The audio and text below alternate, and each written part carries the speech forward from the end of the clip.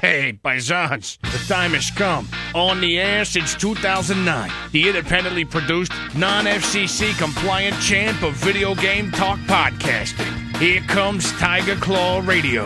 Here's your host, Critical Failure. Welcome, boys and girls. It is that time again. It's time for Tiger Claw Radio. This week, we've got some good stuff. We're going to be digging into an album that came out of Battle of the Bits a little bit ago. I think Hemrock mentioned this a few episodes back. It's called Battle of the Carts, and it is it's a concept album, as they often do, about a fictional racing game. So we're going to dig into that now. I gave it a quick sweep through, and we're going to start things off with track 6, which is called Starlap Raceway from Preston. You're listening to Tiger Claw Radio. More when we come back.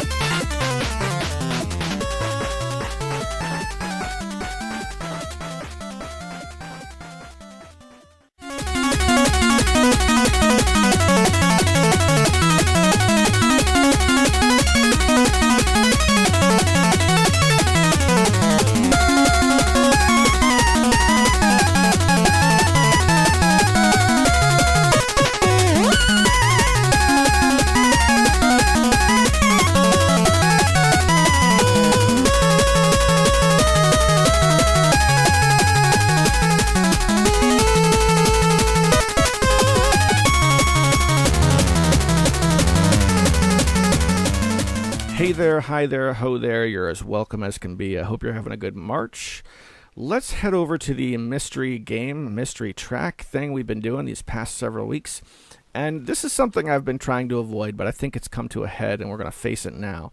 I'm going to play one that there is no way I would get this if I was on the reverse end of it, but I think several of you might. This was an NES game that I think a lot of people played, and I just didn't. Anyway, let's give it a shot. Here goes. Has a bit of a build-up. Here we go.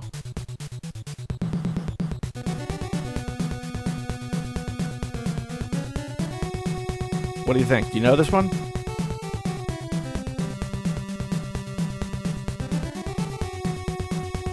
Again, no way I would get this.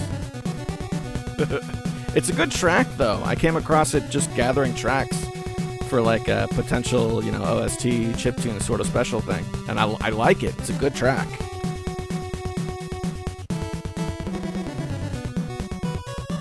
I kind of want to let it go until it loops, but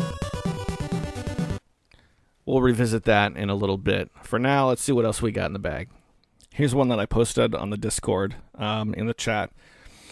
Carter Lipscomb, who portrayed the police department advisor in SimCity 2000, has passed away. Rest in peace. Now, if it's been a while since you played SimCity 2000, you might remember that at the end of the year, like all the SimCity games, when the year ends, they freeze the game and they show you a budget. How much did it cost to keep all your things running, how much revenue you got, and how much you cleared after expenses, right? And then your taxes, and then you can adjust how much funding you're giving everything.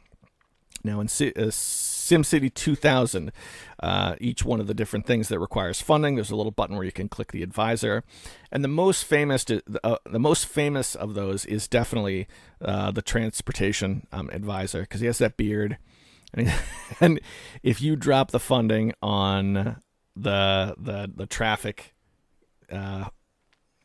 budget even 1%, and then you ask the advisor what's happening. He says, in all caps, "You can't cut our funding. You will regret this." To the point where I think I wish I could remember where I heard this, but the Max is saying that after that happened, after that game came out, that guy's face would show up on a lot of like internal emails that were sent around, like as a gag, because it was always associated with like being like really angry and really serious. Anyway, the police department advisor, who again was a real human being who had his picture taken, did pass. And let me pop open the obit here because he said some really nice things. Okay. This is published from GameDeveloper.com. For nearly 35 years, Lipscomb worked at developers like Maxis, Sony Interactive, and Iron Galaxy. Carter Lipscomb, the longtime game developer at Iron Galaxy and Sony Interactive, has passed away. A cause of death was not disclosed, but VentureBeat noted that his history of heart disease. His family published a statement from him on his Facebook page, stating he, quote-unquote, fell out for the last time. Even though he was healthy and everything was going great, I guess it was just my time to go. Luckily, I was blessed to have my family nearby. Whether you knew me as Dr. Business, the boss from the Spatial Sauce, or just a brother from another mother, I truly cherished every experience we've shared and every laugh we've had. He wrote, "Because of each of you, I've been blessed to be on this journey with you." And this is a harsh reminder that he was just a talking head with one still frame in SimCity 2000. But he was also a real dude who lived. And reading this, he seemed like a truly good person. So there you go. Sip of hot chocolate for Mr. Lipscomb. Hope you're doing okay wherever you are, brother. On the latest episode of Hey Man, What You Been Playing? I spent some time playing Half-Life 2 for the first time in maybe ever. I really gave it an honest shot. I've been a Steam user since 2010, so it seems very weird. The last time I remember launching Half-Life 2 was when Portal 2 was getting ready to come out. If you remember at the time, there was something going on called the Potato Sack. It was the gimmick that Steam was doing. And there was a list of like 10 games, and the way they did it was the more those 10 games were played, or however many there were, the faster Portal 2 would get released, which was hilarious because there was a lot of buzz surrounding Portal 2, if you remember when it came out. One of those games was Super Meat Boy, I believe, and another was Half-Life 2. So I had 30 minutes in Half-Life 2 from more than 10 years ago, and that was the only time I played it. I don't remember exactly how it crossed my desk, but it was just this morning, actually, at the time this is being recorded. I saw a trailer for it, and I played through the original Half-Life all the way till the end, like in the last year or so. That's a game I played many times over the years, but I finally played it to the end. So I thought, hey man, I like first-person shooters. This is one that people really enjoy. Let's give it a shot. And I put 2 hours into it or so without batting an eye, and man, I really like it. I gotta say, I haven't gotten lost yet, which is huge praise, because my only gripe with the first Half-Life is that there were several times when I got lost, right? You'd have a little hub area, and then you'd have to go do an objective and then come back to it, and I would just get lost without direction, So this still seems to have that format. Like, I was able to get through a couple of really maze-like areas, but I didn't get lost, and also I played a vehicle section, which is like about an hour in. You get to drive an airboat. And most of the time when I do a vehicle section in a shooting game, I hate them. But somehow this one was really good. And I think the reason why I liked it so much was because instead of just being on rails, like, when you do a vehicle section in a Call of Duty game, suddenly the game is on rails. It didn't go on rails. It just gave you a very fast way to move and put you in open areas. So that was awesome.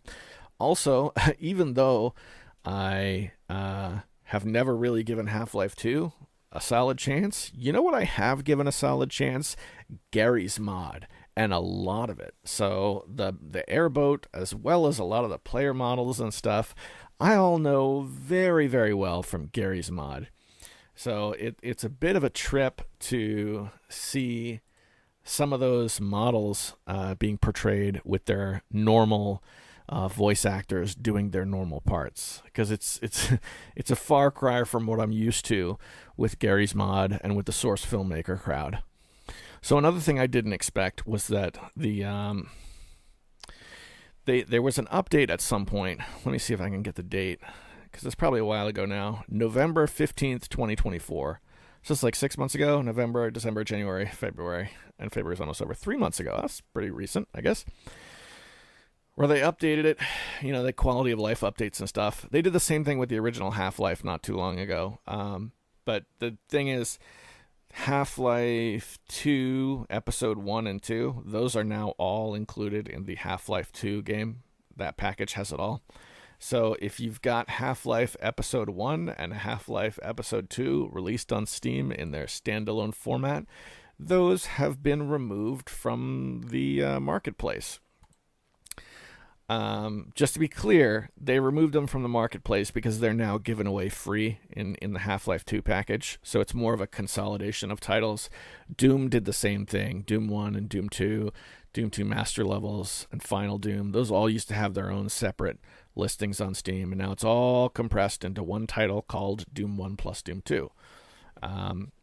And as much as I hate it when things get removed from the Steam library, at least when it comes to Doom, if you're a new player checking out those games for the first time, it's a lot better for the consumer because you can buy that package and have everything, which seems like an alien concept to me, who's had all that stuff registered for like 10 plus years. But I'm glad they do it, because there's a lot of younger guys who, weren't around when those games were coming out, who, wouldn't mind checking out Doom 1 or Doom 2, but wouldn't necessarily want to pony up for all those things separately.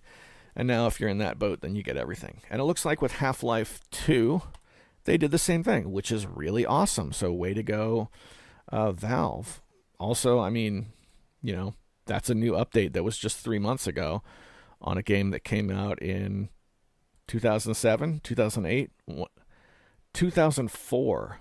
Yeesh, it's been a while. So that's cool, man. That was a really positive experience. Half-Life 2. If you've never played it, give it a shot. I've enjoyed it. All right, let's go back to that Battle of the Bits album, Battle of the Carts. These tracks, at least the ones I'm playing today, are pretty short, so I feel like I can go back to it a couple of times. This is Mirage of Her. That's the contributing artist. The name of the track is Burning On. It is the 5th track from that album. You're listening to Tiger Claw Radio.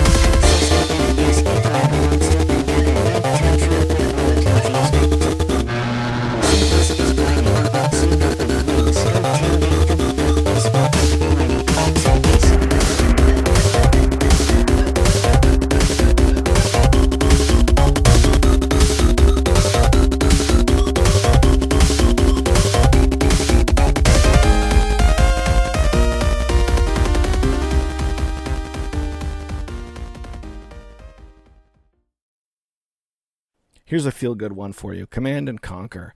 The Command & Conquer series has got some updates on Steam, particularly workshop support for several of the old titles. This is from an update related to Red Alert 3, and there's a big, long post. I'm not going to read the whole thing, But short and sweet of it is they hired somebody who's been in the community, the Command & Conquer community forever, to look through all the games and see what could be done. And as a result, workshop support has been added for the following 5 games: Renegade, Command & Conquer Renegade, Generals and Zero Hour, Tiberium Wars and Kane's Wrath. So I guess those are a bunch. Okay, and Command & Conquer Red Alert 3 and Uprising, and Command & Conquer 4 Tiberium Twilight. So I guess that's more like 1, 2, 3, 4, 5, 6, 7, 8 games. That's pretty cool, man. So yeah, if you have any interest in revisiting Command & Conquer, it's a pretty good time. I will say though that I went to, let's bring this up. I tried to buy the pack. Come on now. Command and here we go. Command & Conquer. We'll open up like Command & Conquer Generals, and we'll go to the store page. Okay, so the store page, when I go there, I don't see Command & Conquer Generals on its own. I see you can buy it by buying Command & Conquer the Ultimate Collection, right? Which I guess makes sense. The Ultimate Collection, even in big box format, was something that was sold. It's the one thing I ever bought from Origin. Well, I guess that's not true, because we also bought SimCity when it came out. But for a lot of years, the only way you could get these games was over on Origin, EA's old platform. They sold it there, and I bought the complete pack over there. And so here it is on sale. And how much are they charging for the whole thing right now during the sale? It's very, very cheap.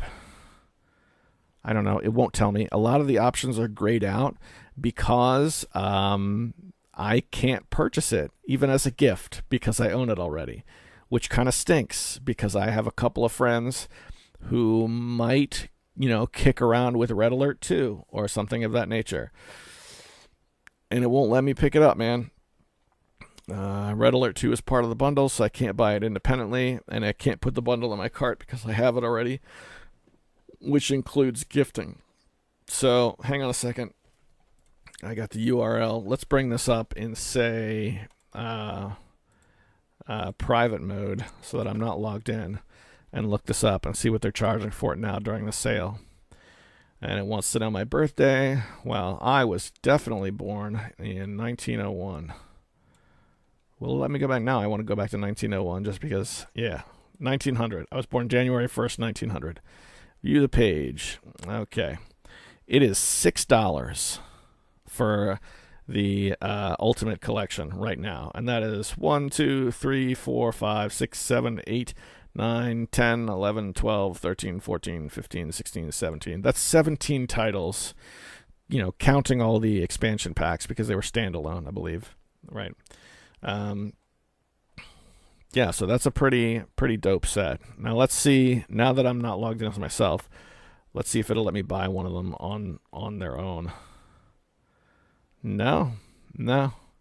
If I loaded up Red Alert 3, if I want to get Red Alert 3, it says $6 for the bundle, but there's no individual way to do it. So I guess that's the thing. So bear that in mind. But if you don't have these games, and I would love to play this with somebody. I think that'd be really cool. It's awesome to see workshop support showing up, because these games were modded like way back in the day.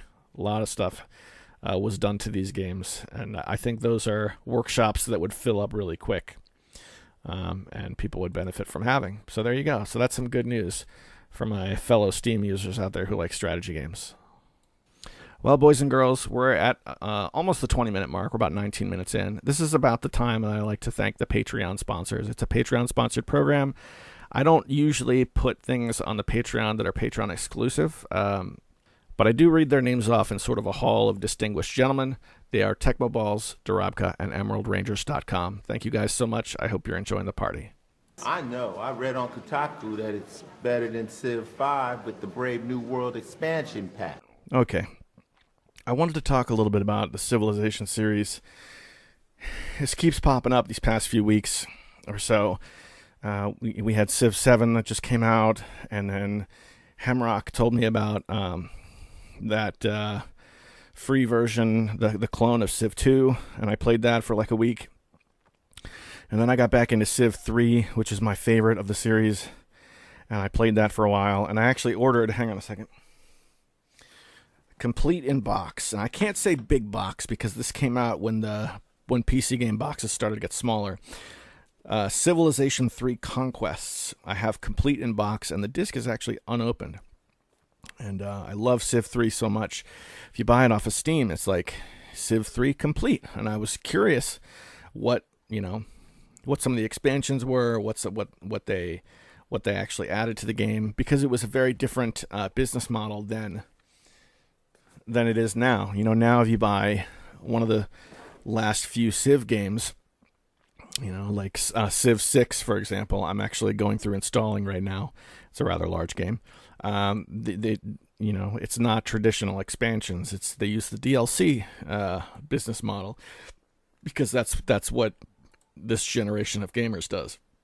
There are expansions, so to speak. I mean, if you look at the DLC, they've got the Civ 6 Rise and Fall, which is $30, versus, say, the Babylon Pack, which is $5. So in that sense, there are expansions, but I wanted to go back because if you rediscover one of those old games, specifically Civ 3, and you buy it off of Steam, I just wanted to see how the game changed over time. And that combined with the free version of Civ 2 really gave me the bug. And it's unfortunate, I talked a little bit about the new one. There's a new one out now, and it didn't, it's having problems. And I kind of shrugged my shoulders. It's like all AAA games are having problems now. Why did they even make a new game? That's really what I thought when I heard Civ 7, is why even make a new one? But here's the thing, and this is the reason I wanted to talk about this. I started looking through the series, and specifically I wanted to know, when a Civ game came out, how long did it reign supreme before the next one came out? Because this is a game that hasn't really taken a significant break since the original. And I was kind of shocked to find out that only counting the mainline games, like I'm not counting Colonization, I'm not counting the expansion packs for any of the games, including Civ 4 because its expansion packs were standalone games. Only the mainline games. It was usually about 5 or 6 years until the next one came out. The longest break between Civilization games, believe it or not, has been between 6 and 7. Now, give me a second. It seems like a bold claim, so I want to get some dates to back this up. Okay, so I don't have the entire series laid out in front of me, but just a few of the dates. To give you an example, the time between 5 and 6. Civ 5 came out in 2010, okay? I was still pretty fresh into Steam at that time. I can't remember if it predated me or not, because I think no. That's right the time I got into Steam, okay, is when Civ 5 came out. Civ 6 came out in 2016.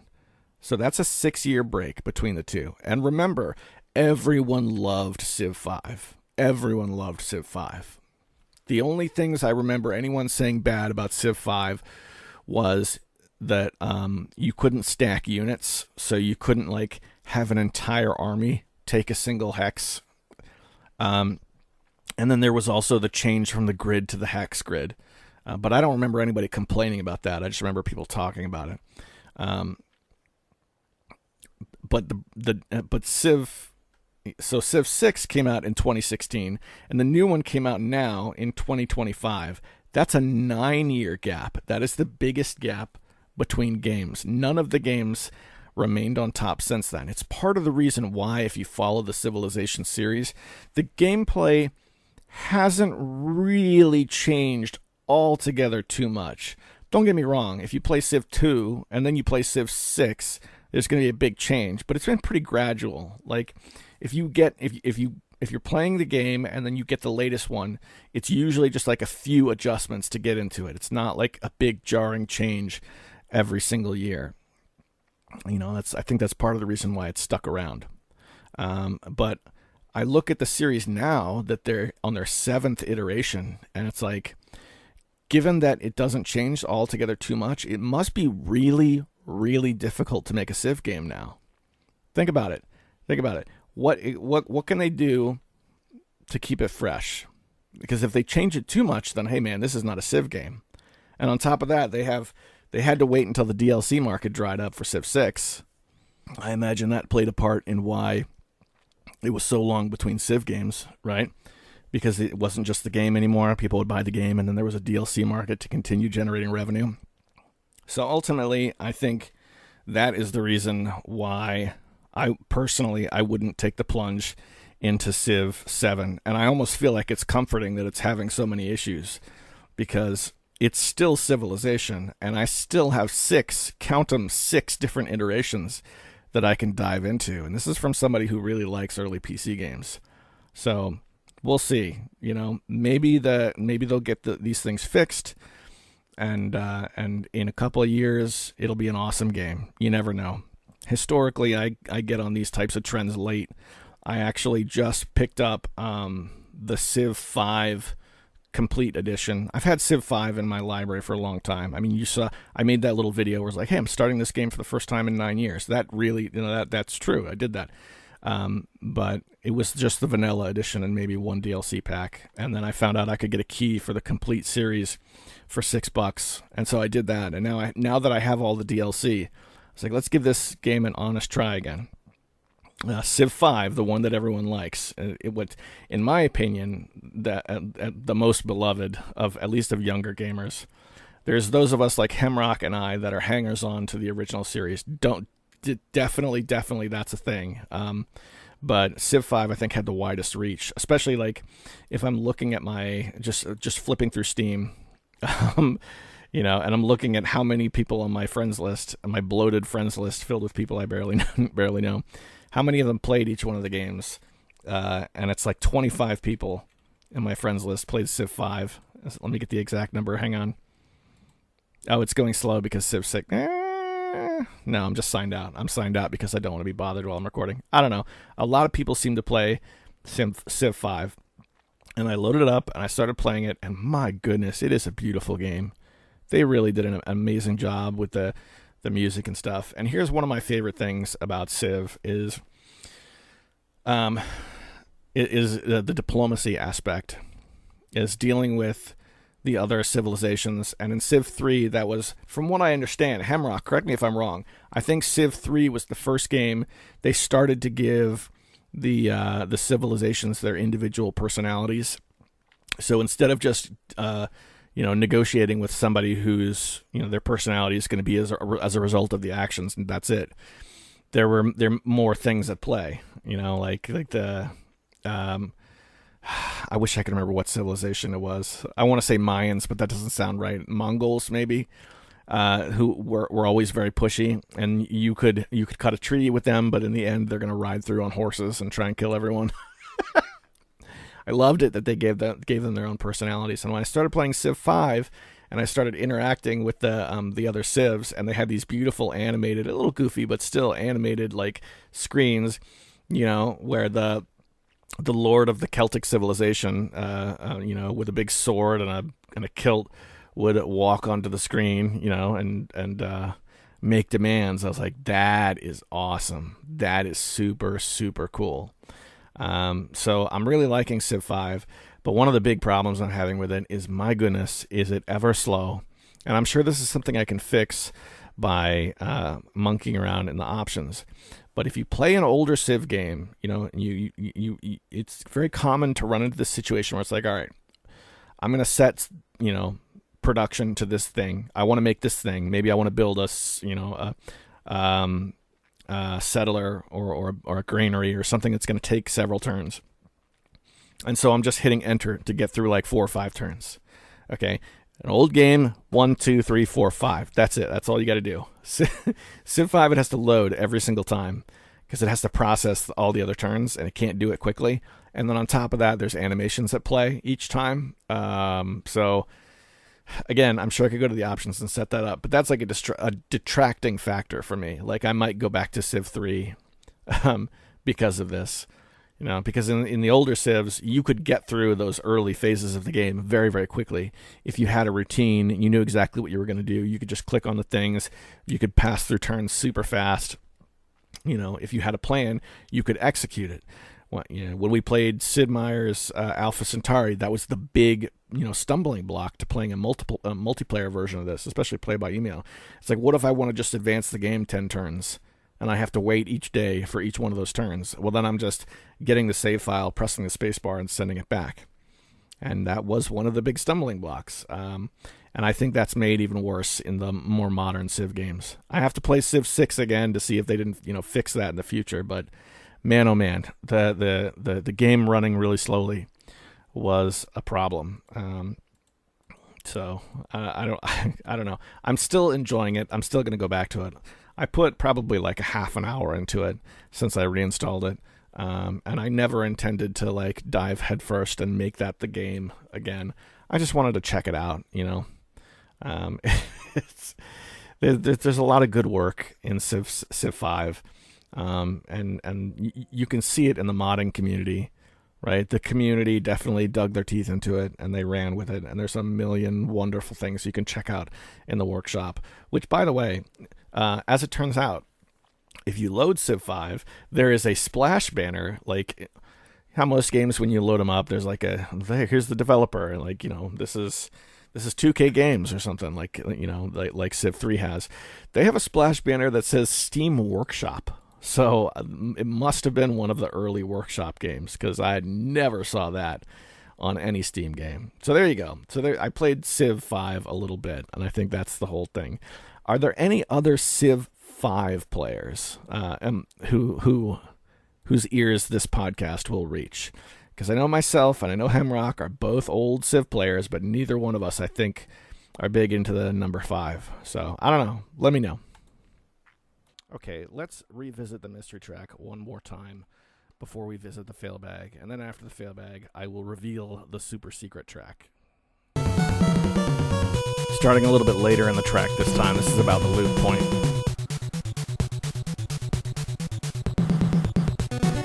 There we go. What do you think, boys? Do you know this one? Okay, so here's another hint. And then we'll do the fail bag, and then after the fail bag, I'll tell you what it is. Let's play that title screen music and see if that does it for you. I'm not sure if this is the greatest hint. It has a build-up. Stick with it.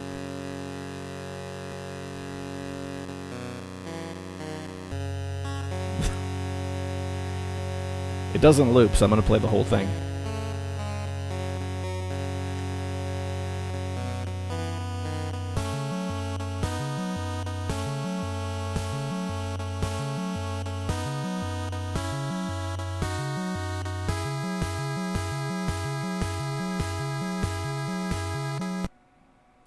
So there you have it.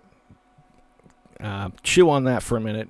If you already know what it is, awesome. If you don't, think about it. We're going to do the fail bag, and then we'll come right back to it.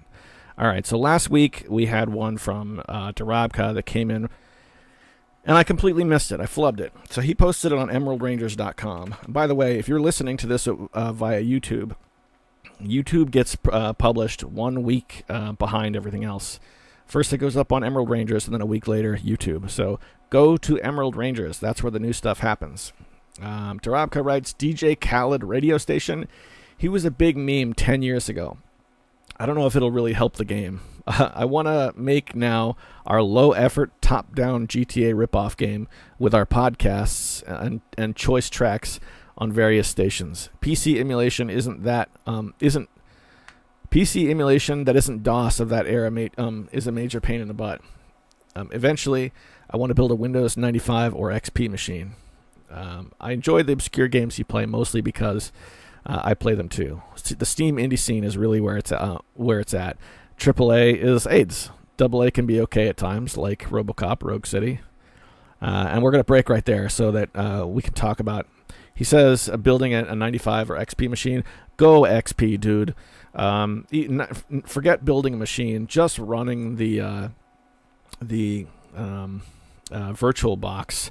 I tried to get a solid gaming virtual box running virtual machine for Windows 98, and I would get Windows 98 installed, and then it would have terrible video drivers, right? If you actually had a Windows 98 machine, you'd go to display and set up and change the resolution. It would be stuck at 16 colors. It would have a very low resolution, unchangeable, and I couldn't fix those things.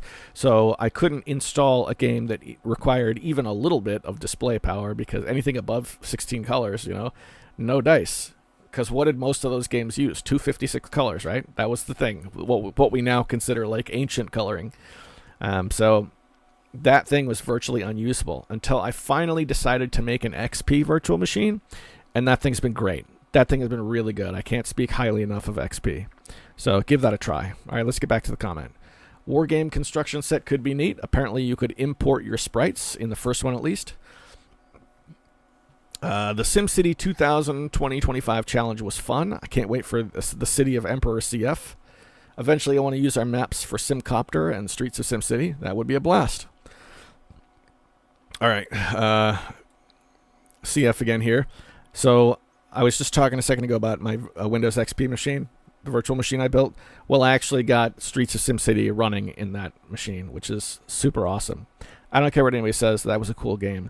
Now, one of the common problems with the Streets of SimCity was that if the computer that ran it was too fast, the cars would bounce up and down. And that's what happens when I play it. The cars bounce up and down quite a bit.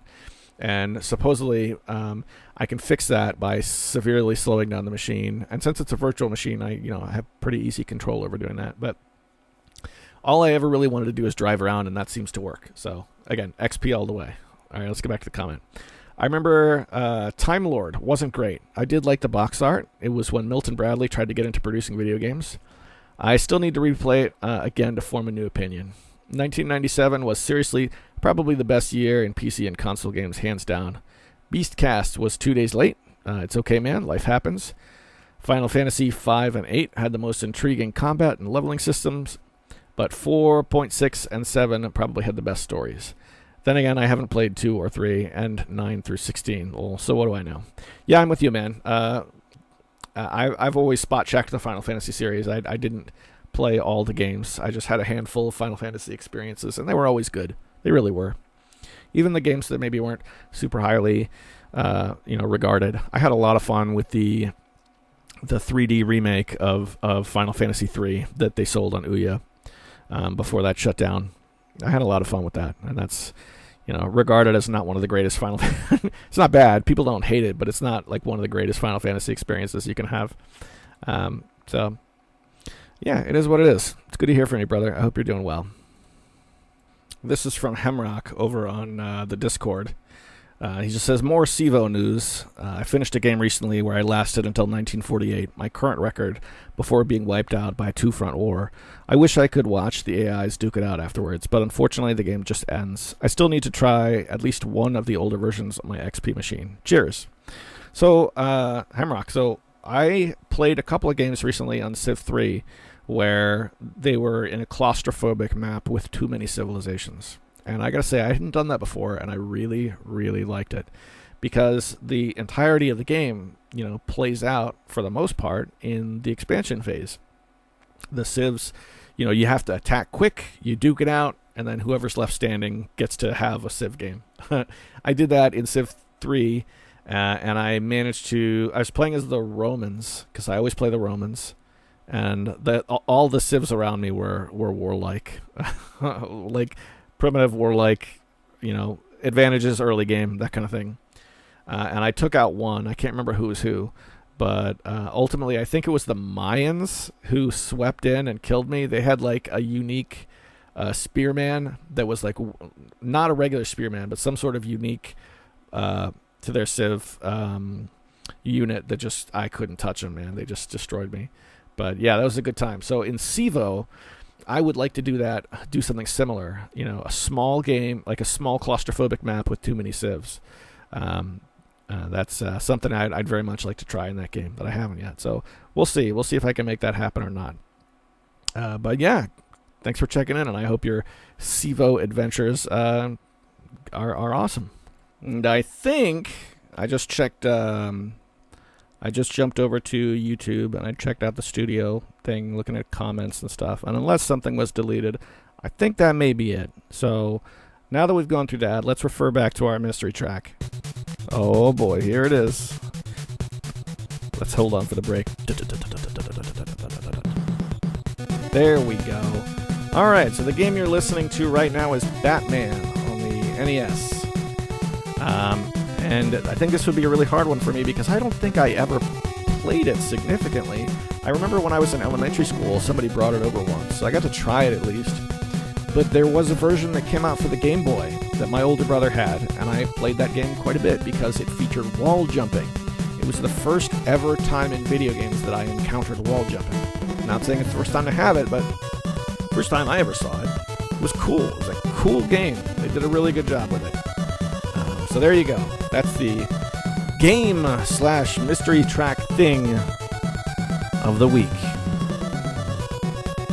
Oh yeah. And you know what that means. That's TCR for the week, everybody. Sorry I'm a day late.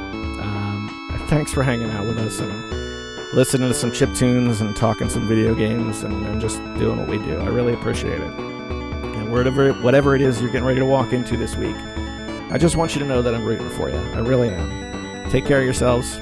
I'll see you next week. I know. I read on Kotaku that it's better than Civ 5 with the Brave New World expansion pack.